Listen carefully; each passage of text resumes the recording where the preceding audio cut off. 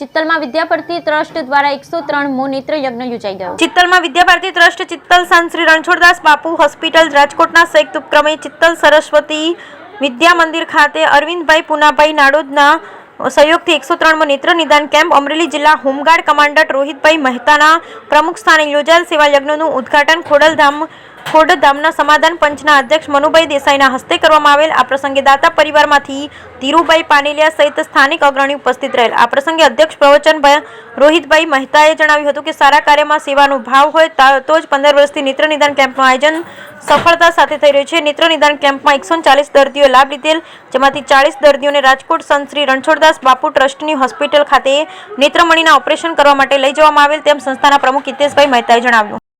Ranchhoddas charitable trust અને વિદ્યાભારતી ટ્રસ્ટના સંયુક્ત ઉપક્રમે આજે 103મો નેત્રનિદાન સંપન્ન થયો, જેમાં 140 દર્દીઓને તપાસવામાં આવ્યા, જે પૈકી 40 દર્દીને રાજકોટ હોસ્પિટલમાં મોતિયાના ઓપરેશન માટે લઈ જવા